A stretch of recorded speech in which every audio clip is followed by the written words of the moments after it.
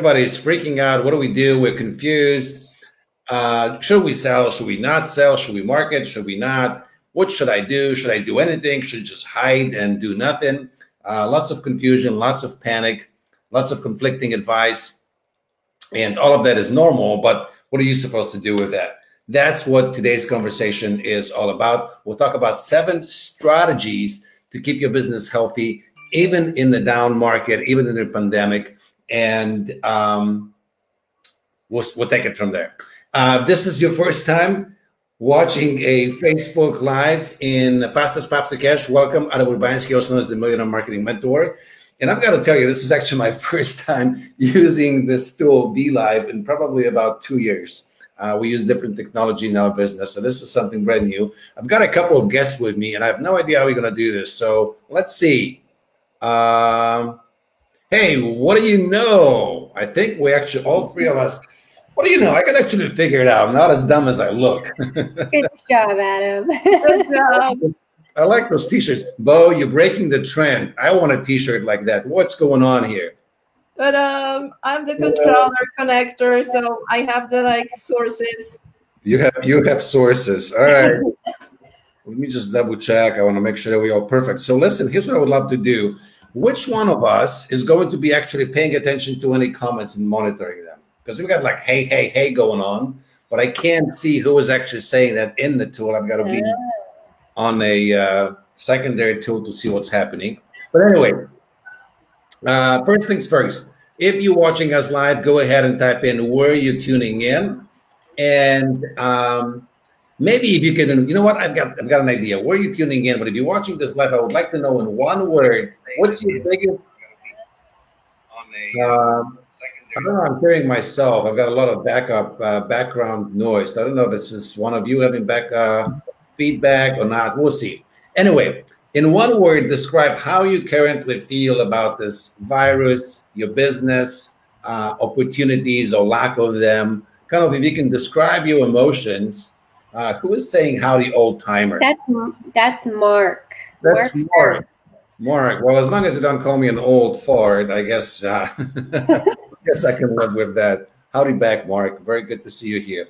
So as long as you, anyway, describe in one word what's happening for you, and maybe we can give you a shout out. Let's see. Also, if you can, we're going to do something else. We'll send you a copy of my Fastest Path to Cash book, which, Bo, maybe you can flash one. I don't have a copy around me. I'm going to do it. And we're going to do it when you, we will raffle it off and give it to the person that leaves us the best takeaway. So maybe do a hashtag gold, and kind of your takeaway, your big thought. We'll do this in about 24 hours. So even if you're watching on replay, you can still do that. All right, ladies, introduce yourself. Let's start with you, Lisa, maybe really quick. Tell us about yourself, right, and we'll dive into the actual training. All right. Hey, everyone. I'm Lisa Benavides, and I am known as the enforcer on the Marketing Mentors team. I'm the director of client success, who just basically makes sure our clients do their job by showing up and getting some results and creating the success that they signed up for. I absolutely love working on this team. I've known Adam and Bo for 12 years now, I think. So I think we've had a lot of fun together, and we make a great team, and I love what I do. I think it's been more than 12. It's like actually 13, 14, pretty close to 15. It was when Kylie was born, and she's just turned 12. Well, I guess you've got the ultimate calendar to measure that one. All right. Can't beat that. Very cool. Measuring by the age of kids. That's cool. Yes. I know. Lisa, I'm excited to be bringing you more on our trainings that we do here, because you've been behind the scenes supporting our clients so diligently for, it's now 2 years now with Revenue Rev Up. I think so, right? Yeah. Yeah, very cool. And plus, again, you've been on and off with our events for last decade and 2 years. So great to have you here and be sharing more of your wisdom. And Bo, what about you? Who the heck are you? Who are you? Who the heck am I? All right. I'm Bo Urbanski, the second part of the Marketing Mentors. And I have been with Marketing Mentors, Adam, right now, full-time on board, more than 14 years. I think it's 15 years. But in the business with Adam for the last, gosh, 27 years or so. And I am known as the connector or CFO of the company. So I connect the dots and I keep track of revenue and all the results in the company. So just making sure that the things in the background functioning okay. And sometimes I share some wisdom with our people too. Sometimes you're doing a good job with that. Very, very cool. So listen, 7 strategies to keep your business healthy during the pandemic. And actually, if you've been on Planet Adam for a while and around marketing mentors, you know that what I love the most is actually teaching principle-based strategies. They're kind of like gravity. You know, just because we live in the times of pandemic, it doesn't mean the gravity stopped working. It still works. And most of my business strategies that I will have to share, they may take a little bit of effort to put in place, but once they're actually implemented, they will support you in any kind of situation economically. So that's the good news. You know, you work on growing your business and building your business hard as it is. You might as well work hard doing the right things. That is actually one of the secret magic sauces that we implement with our clients. You're already working hard, just work right on the right things, and that geometrically accelerates your progress of growth over time. So all of that being said, I think, Lisa, we have to bring you on first because you, and I have no idea how to put you into the main box. I just have no idea. No clue. How do we make you go first? Maybe when you talk, you'll be bigger. I don't know. We'll see. Start talking, Lisa, and you'll be bigger. All right. But anyway, let's start with, actually, I think I go first. So anyway, shush, ladies. Get off my screen here. I'll go first. I'll talk about, you know, we love the sign. So I'll bring Bo back on. And Bo, if you can kindly post to point to this. You can't turn your camera, can you? I can, I think. Which one? Think bigger.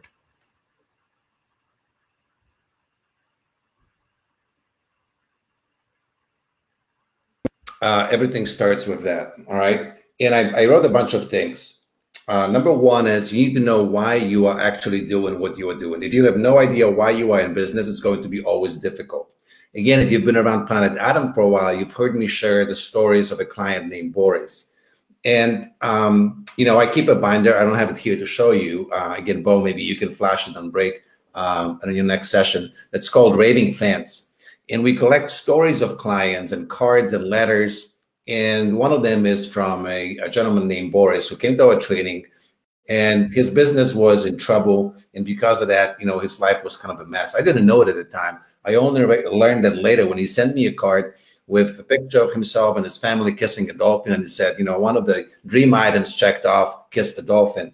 And what I didn't know, again, and I learned about a year later, that about 4 or 6 months after that magical, life wish item trip, his wife actually passed away of cancer, leaving him with his 2 young kids. So, you know, I say this story kind of nonchalantly because I've shared it a number of times, but I almost always get a little choked up because when people say, how do you stay motivated? How do you do what needs to be done?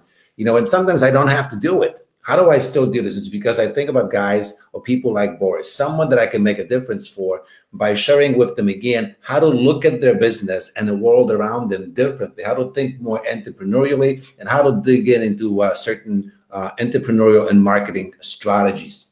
So that's number one.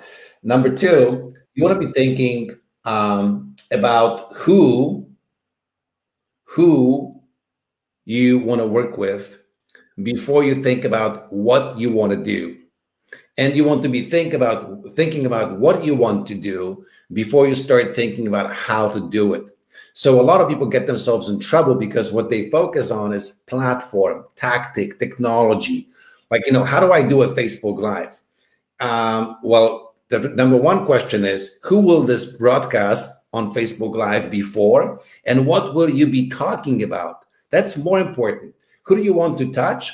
And what do you want to share with them? How you want to do this? People say, should I do live? Should I write an article? Should I be on Facebook? Should I be on Twitter? Should I be on LinkedIn?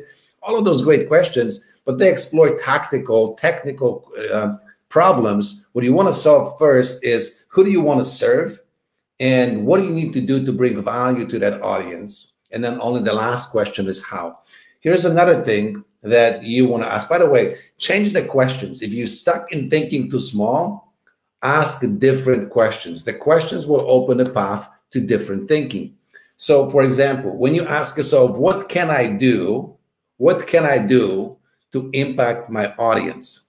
By the very virtue of that question, you actually unknowingly pegging yourself into thinking smaller.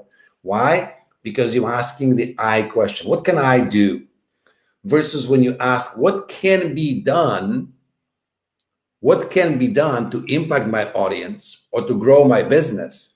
You let yourself out of that equation and it opens up other possibilities. Well, what can be done? A number of things that you may not know how to do yet, but still, then the next question is, how can those things be done? How can those things be done? Maybe even if I lack certain skills to begin with, right? So again, it's not what can I and how can I, but what can and how can it be? The very nature of those two questions will open up broader possibilities. And I have one last thing, actually two things. One, we all have biographical data and biographical historical proof that about failure. Like we've tried things and we failed miserably. Like we all can relate to this. But what we want to do instead is forget the past, right? Forget the losses, but don't lose the lessons. So review those things and identify what can you do differently from how you've done this in the past.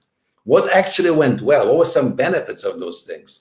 And then the last thing I want to leave you on this think bigger idea is about solving problems from the perspective, from the place of where you want to be. There's this quote from Einstein that I can't quote verbatim, but it's essentially that the level of thinking that put us into the problematic situation cannot allow us to solve the problem that we actually are facing, right? We cannot solve the problem with the same level of thinking with which we created it.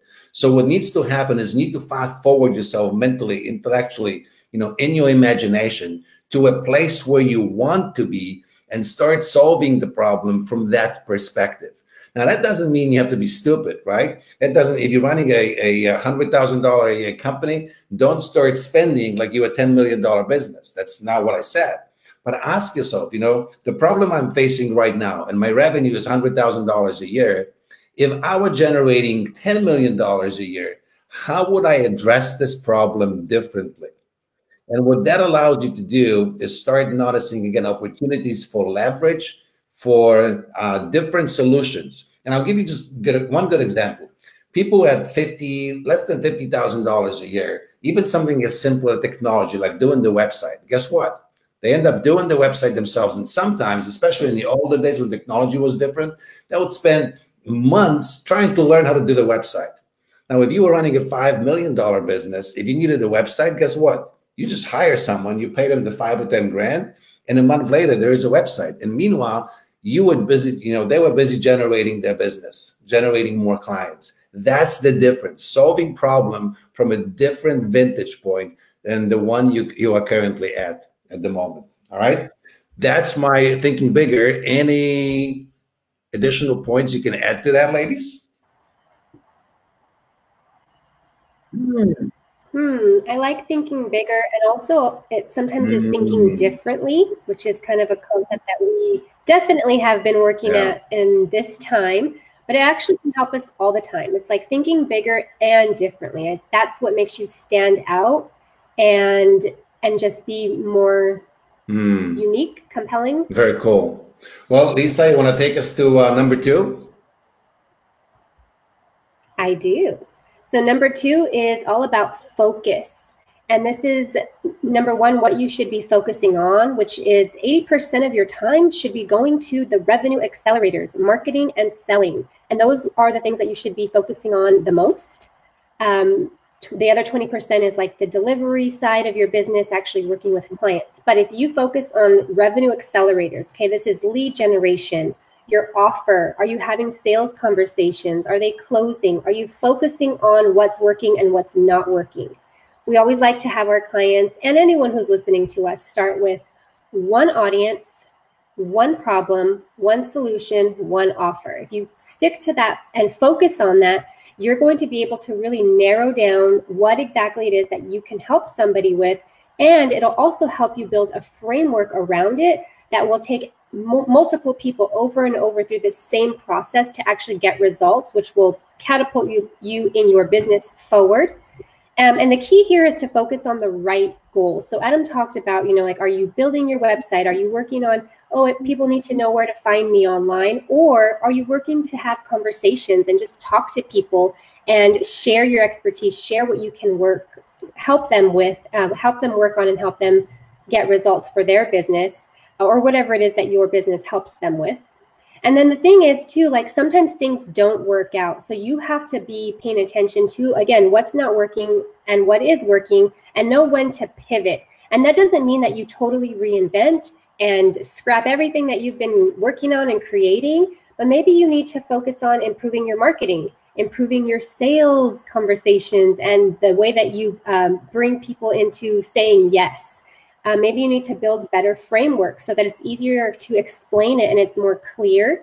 And also, too, when you know what you are sharing, you're going to show up with more confidence, which makes the audience that you're speaking to feel safer and more confident even to continue learning from you and working with you. So the key is to focus on these revenue accelerators. Set the goals, set the right goals for you, and know when to pivot. Pay attention to, again, what's working and what's not working so that you can focus on the marketing and selling and stay on the right track for your business. Excellent. Love it. Love it. Bo, you want to go to number three? I think that, the next thing that I want to talk about is that, is a result of extreme focus is, or maybe predecessor to that is taking action. And I think the design behind you reflects it the best way, that implementation is fundamental and information is supplemental. So we can only gather so much information, and if we get stuck with gathering information and learning and not doing anything, how good is that?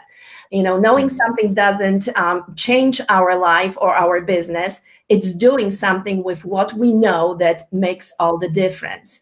And implementing actually creates the results, and the results keep us moving in our business or growing our business. I think that the saying behind me, if it's worth doing, it's worth doing poorly, that Adam had for the last 20 years, right? That we've been leading with 20 years. Here's my action. Let me just go back to mine is, if it's worth doing, it's worth doing poorly. I don't know which way to move. But if it's worth doing poorly to start with. So don't get stuck on perfecting things. Just start doing things and keep moving. Stay in action. And I think these are the times when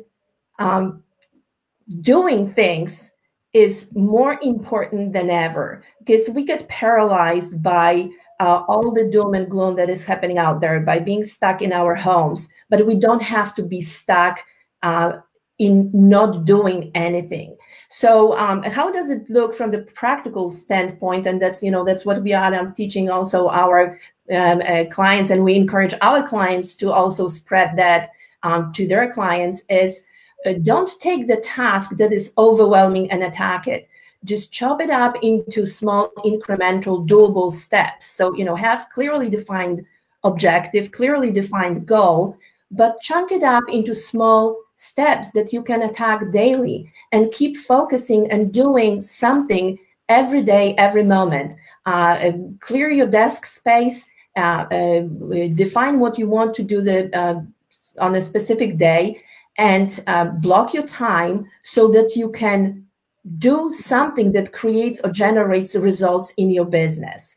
Mm-hmm. And focus. Another thing is focus on solution-oriented action steps. Not, Adam, you mentioned that, not on problem, but on solution-oriented steps.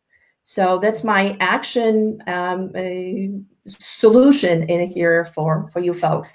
And one of the things that I wanted to add to that is, so if you're watching right now, you can take action by spreading some love and putting hashtag gold, and you can get Adam's fastest path to cash book. So take action. That's right. The best comment wins the book. And so far we talked about thinking bigger. We talked about staying focused, primarily like one audience, one problem, one solution, a number of other things. Then Bo just talked about taking action. Implementation is fundamental. Information is supplemental. You know, it's knowledge is not power. Knowledge in action is actually power, right? And information is not wisdom. Experience after we've implemented the information, that's actual wisdom. So it's very important. All right, let me talk about the next thing. I want to talk about profit explosion. And again, I think you see it behind Bo. I'm going to go, Bo, give you the platform once again. You can see it in the corner. Profit explosion, generate massive revenue in minimum time. I love that. And all right, here's the thing.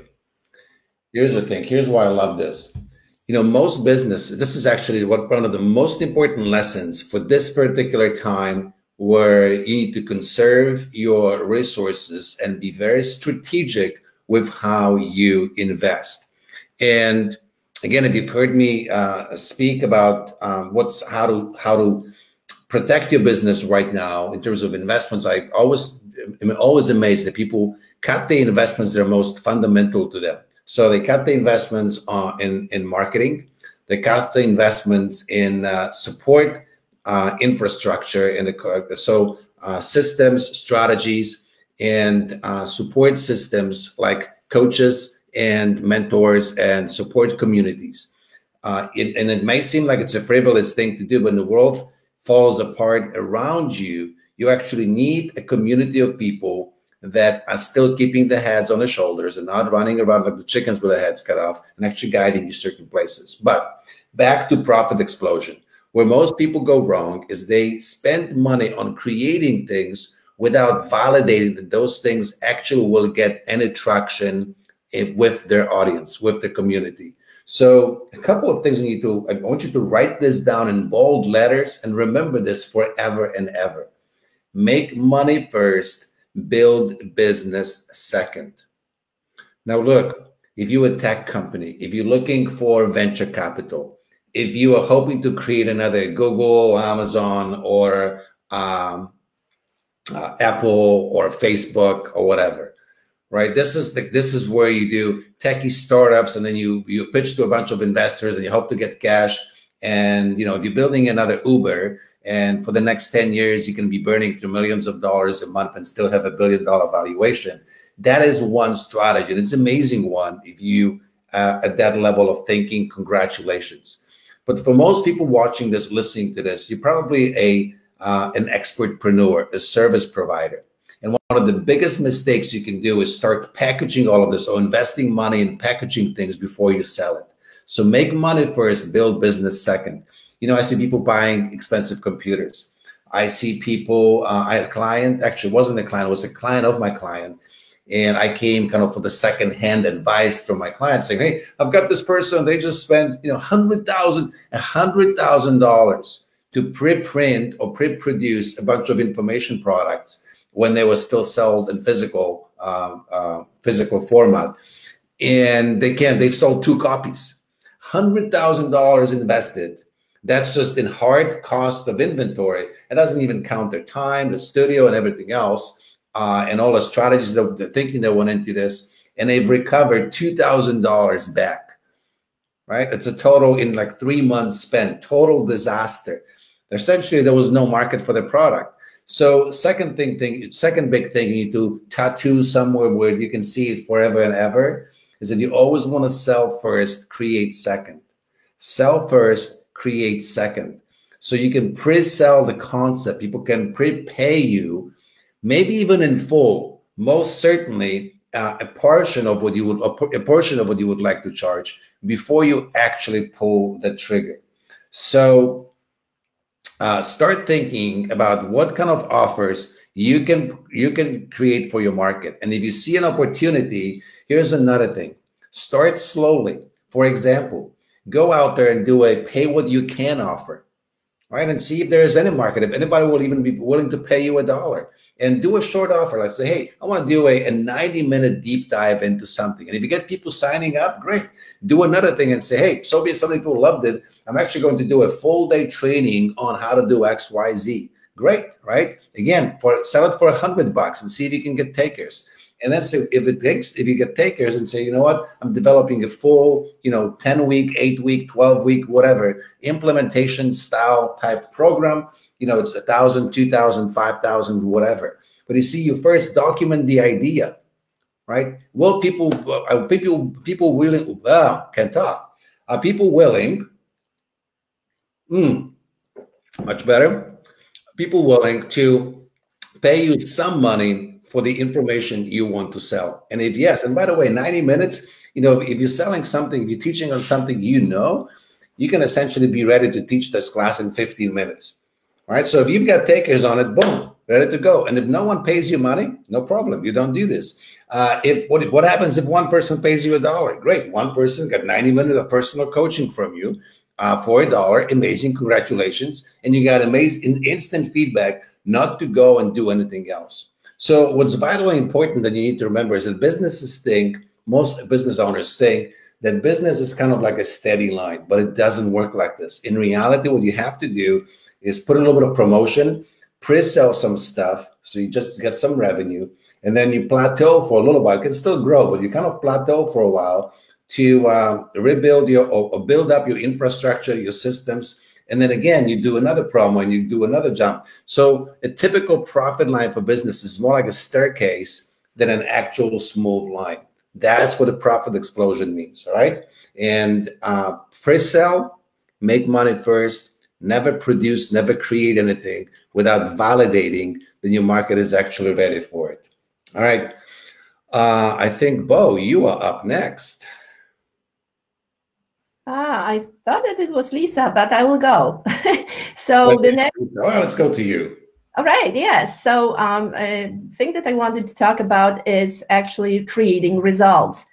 And it was 3.5 years ago, Adam, right, that we took a hard look at our business. What are we helping people with, and what's the situation out there? And we realized that a lot of people, even though they were going through our programs, were not creating results that we were actually hoping for, or that we were teaching them to create through our programs. So we dismantled that and created something completely different, just focusing on generating results in our businesses.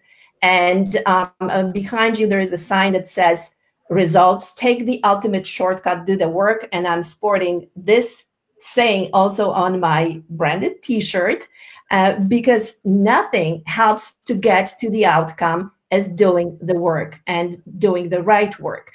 So with that, just doing any work wouldn't cut it. You have to focus on few vital activities. And Lisa mentioned it in the very beginning of our broadcast in here, focusing on 3 main activities that get you to the maximum outcome in your business. And that's generating leads, connecting or developing your prospects, and connecting and closing sales. So with those 3 main activities, your business would not survive. Adam, you also frequently talk about this concept of going unicorn, which I love, and that's really focusing on top 4% of activities, and I mentioned those actually in here, that generate 96% of the results. And very frequently we confuse doing with achieving, or doing with being productive. So, just checking off the things off the list does not mean that you would get the objective that you are hoping for. Doing the right things would. So when you go about your day, and when you decide what to do, or when you think from the very strategic point of view, what your focus should be directed towards, always eliminate the things that do not fit this unicorn principle, the 4% of top activities that bring you the biggest outcome for your business. And another thing with regards to results, always track what you do. I think that what I love about what we are doing in our business right now and what we are teaching our clients through Revenue Rev Up is tracking relentlessly, not only the outcome or what you achieve as a result of your activities, but what leads to those results. So you've heard the concept probably, lead and lag indicators. We're focusing on a lot of those performance indicators, like lead generating, connections with people, and sales offers made. So these are the right things to track and measure, because only what you measure can be improved. If you don't, hey, you are leaving something that is very vital and important in your business unattended. And another thing that, when you measure the lead indicators and focus on the right activities, always remember to document and create the systems. I think that, Adam, when you were talking about think bigger concept in here, you emphasized creating the systems, because those help you out with really being very intentional in your in building your business. So results, take the ultimate shortcut, do the work, measure what's important, focus on activities that bring the biggest outcome in your business. Don't be busy, be productive. And with this, I will turn it over to Adam or to Lisa, the next one. Let's go to Lisa. I got most excited about a couple of things. Like, one is I can actually show names on the bottom. Look at that. This is like, wow, what an improvement here. Yep. We're going high tech. Now we are properly labeled, not mastermind, enforcer, and connector. We really properly labeled. I love that. Hey, a quick shout out to a couple of things. So Bridget is leading the way here with some super golden nuggets takeaways. I appreciate you sharing this. So is Sheila, actually. So awesome to have you here. Rachel just joined us from the very beginning. I saw Mark Fripp. Mark, awesome to see you here. And Michael was the guy who was telling me old timer. I thought it was Mark to begin with. Very cool. Jack, haven't seen you in a while. Diana, haven't seen you in a while. Great to see you. Natasha, hey, thanks for the messages. I saw them, didn't get a chance to respond yet, so we'll chat.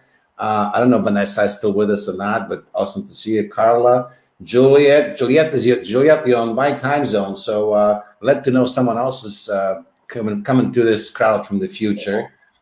So awesome takeaways. Now, Bo, you mentioned for a moment lead indicators and lag indicators when it comes to results. So can you talk a little bit more about this for a moment? Because I think this is like one of those most important concepts that, again, allows us to help our clients really accelerate their results by helping them focus on lead indicators rather than lag indicators. So can you talk about both of them for a moment? Yeah, so I would like to, I would want to explain it the simplest way. So lag indicator is pretty much the result, the end result. So when in your business you say, hey, I will generate $100,000 in the next 90 days, that is, the outcome, the result is $90,000 or $100,000, right? Mm-hmm. But you do not have the control, really, who would say yes, no to your, offers and how you are going to generate that. What you have a control is over activities that lead to that result. And these are lead indicators, so performance, so to speak. What are you going to do on a daily basis? How many calls are you going to make? So these are the mini goals or steps that lead to the ultimate results. You have a control on how many people you can connect with, how many people you will call, how many people you will set the conversation with, right? So this is what you are shooting for. You are shooting for the very tangible steps that make the ultimate outcome, the lag or the result, possible. So this is actually what we are focusing on in our Revenue Rev Up. And I think that this was the biggest game changer for us, for us and our clients. And I think that with this, we are able to help our clients generate the results and help their clients in turn focus on those activities that are within their control. So, don't try to control what you don't have control over. What you don't have influence over, right? You can only control what you have influence over. You don't have control on the weather and whatever, and on what is happening right now. But even with with this quarantine and being sequestered to our homes, we have a control over whom we connect with, how we, reach out to our clients, potential clients, generate leads. I mean, we have control over it. Still, if the internet goes away, that would be beyond our control. But if we have access to that, we absolutely do have control over that. Very cool. Very cool. Awesome. Love it. Well, moving on to our number 6, which is speed. Lisa, you want to take that on? Yes. So I loved earlier what you said, Adam, about knowledge being power. That's not a correct saying. It's actually knowledge in action is power. And I also feel like it has to do with the speed that we are actually taking action. So we always tell our clients, act with the speed of direction. And behind Adam, there's a sign that says speed. And we teach our clients how to spotlight, which is the term that we use for how they connect with their audience. And we tell them, you go for it. You take action immediately. There's no trying to figure it out, making lists of how you're going to do it, getting the technology set up. It's just you go. Like we've said over and over too in this call, it's the ultimate shortcut is do the work. And there's no questioning it. Mm-hmm. And I think here is where it becomes, it kind of ties a lot of the categories that we've talked about today all into one. And that is making decisions quickly. So when you are trying to decide on what you're going to do next, maybe it's what audience you're going to talk to, what offer you're going to go with. If you stay in this indecisive mode, you stay stuck. You are not generating any revenue. You're not growing your audience. You're not building your authority and credibility in the industry. You're just staying stuck. You're staying in one place, trying to figure it out on your own, kind of like on a hamster wheel.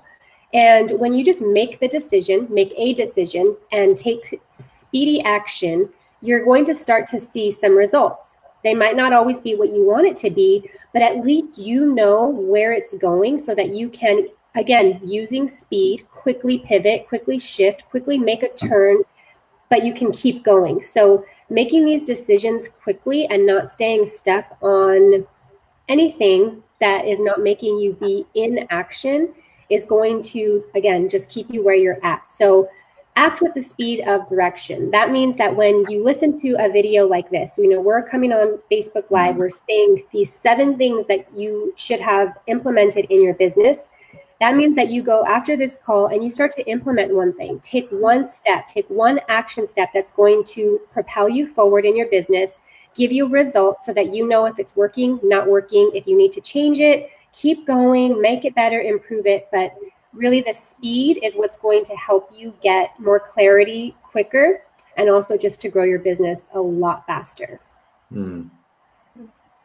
Love that. And, may I add something to this, Lisa? No. Of course. Sure. I love it. For the sake of speeding it up, moving on. But it's I've heard this concept that in high-tech industry, actually, most of the technology that we now today take for granted, before it's usually first unveiled at some sort of technology shows. And the amazing thing is that most of the technology is made functioning within 72 hours before the show. So that means people are working on it. Then the show comes up and they actually have to make it work. They have to demonstrate it. And a lot of the stuff is actually fully completed within the final 72 hours. It gave me this idea that really anything we want to do, we have most energy on it within about 72-hour time span. And beyond that, it sort of fades away. It becomes less important, less relevant for us. And we start getting distracted by other ideas. So Lisa, I love when you make a suggestion to our viewers, take one idea, take action on it, right? The implementation is fundamental. But I always say, like, look, you're probably taking some notes. Hopefully you're taking some notes, at least maybe some mental notes. Ideally, put them on a piece of paper, and really your ahas, your takeaways are the most important thing. Especially those ahas you go like, oh, I could do that. Oh, I could do that. Oh, I could do that. And then what you want to do is prioritize them. What's the one that could give you the most impact with the least amount of energy and resources involved? What's the thing you could start doing right away? Take that one thing, put it on a separate piece of paper, and make a list of steps that it will take to implement this. And I often joke, like if your first step is your spouse is nagging you, go take out the trash, then go take out a trash before you can focus on doing that thing, right? So whatever the steps are, go through the steps and implement that one idea completely.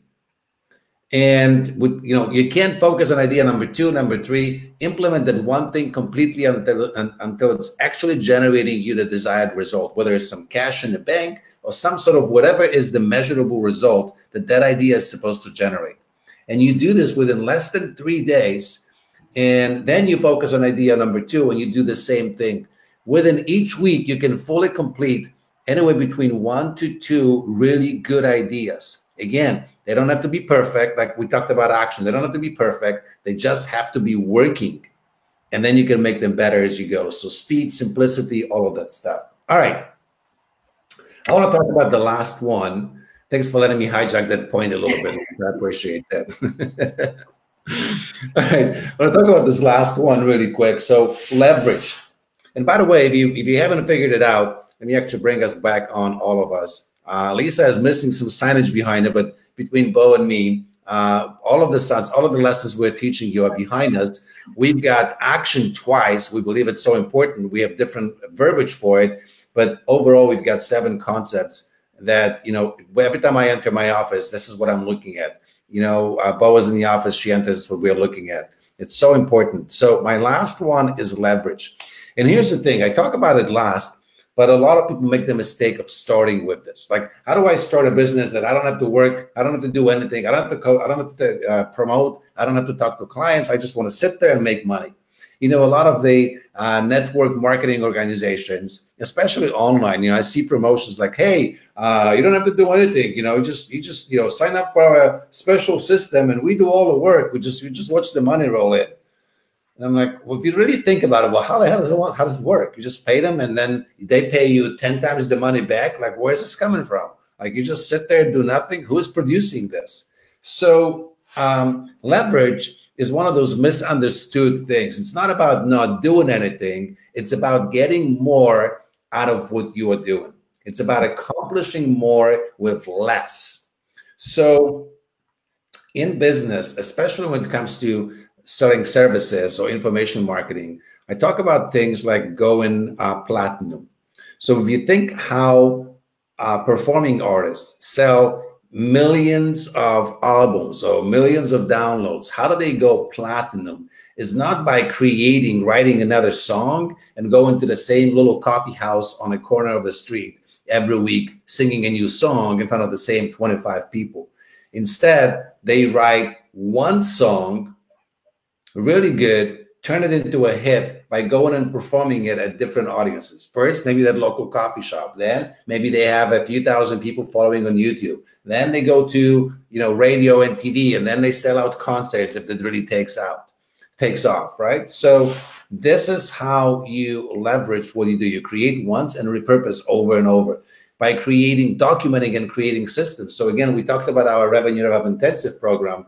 And my golly, it took us a while, but we've got pretty phenomenal systems, from what kind of posts to share at what time, to exactly how to guide each group and each class, to what concepts to share at what point in the game. It's not by chance. It's all by documenting the same thing. So we're not reinventing the program. We're actually making it better as we go along. And with lesser amount of work that goes into this, because in the past, we all had to prepare a lot more, kind of reinvent the wheel every time, versus now, we show up for our calls. We know exactly what we're going to do. We know exactly how we're going to do this. We know how long it will take us. So we help our clients accomplish better and better results while actually working less hard in the process. All right. So that's one part of going platinum. But there's another one, leverage. There's another one I wanted to share with you, and that is, I started with giving you a different question. No, don't ask, what can I do? How can I do it? But ask, what can be done? How can it be done? And this is the opening question for creating more leverage, because you can start looking at what I call, OPs, other people, other people's resources, other people's influence, other people's audiences, other people's trust. So for example, if you're thinking, how do I gain some following, well, you can certainly build your following one by one by friending people and knocking on people's door, literally or virtually. But this concept of accomplishing more with less.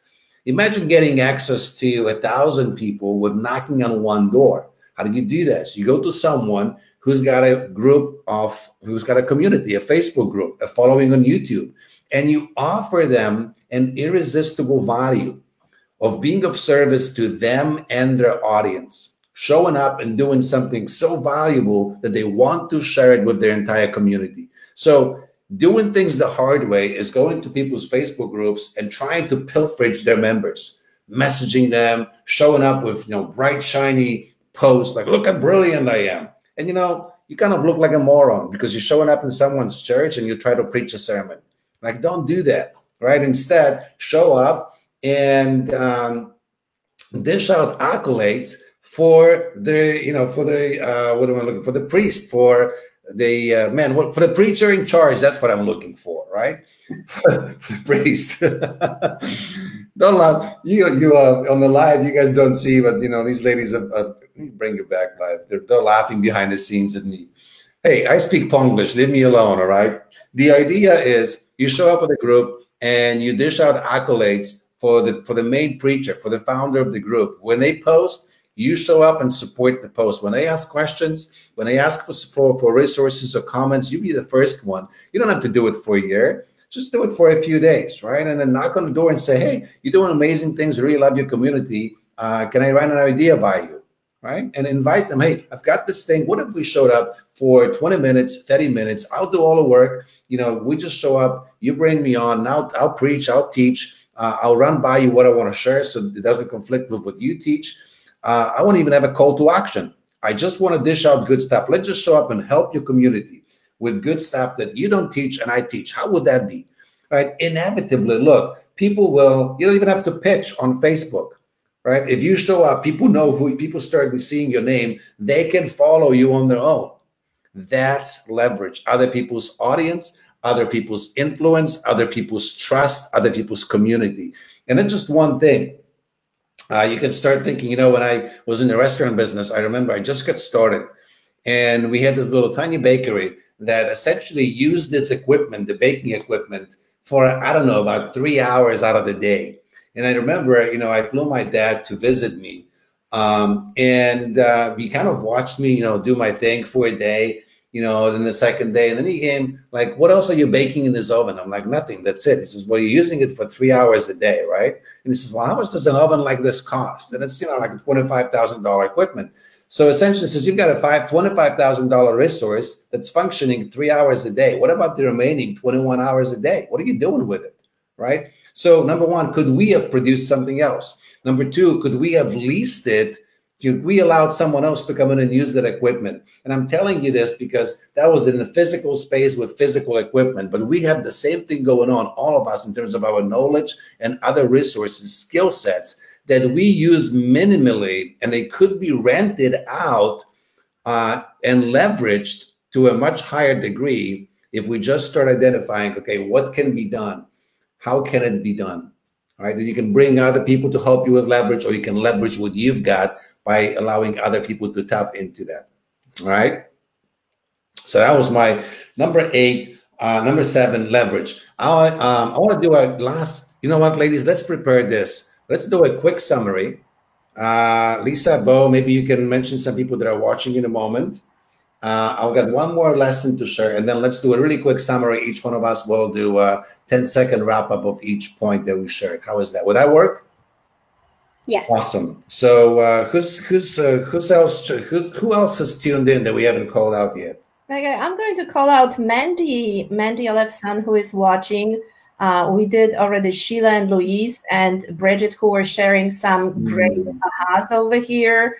I see quite a few people watching. Juliet is still on. Vanessa might be still on. So Tiffany just tuned in right now. Hi, Tiffany Newman. If you're watching, hello. So if you have any ahas, if you watch this, comment, post your ahas. And we actually have Adam's Fastest Path to Cash book. If you don't have it, and because it's not for sale, so only our clients. So I will send it to you if you have a, like brilliant how we are going to select like either the most funny or the most brilliant, right? Whatever, and send the book. Whichever one stands out. Yeah, whichever stands out. Okay, our enforcer, Lisa, is going to decide which one it is. We're going to do a story on this book. It's a best-selling book that sold thousands of copies without ever being on sale or for sale anywhere. This is the most amazing business strategy I've ever seen. But that's a whole separate story. It's a great example of just taking action, even though it's an imperfect action. Right, Adam?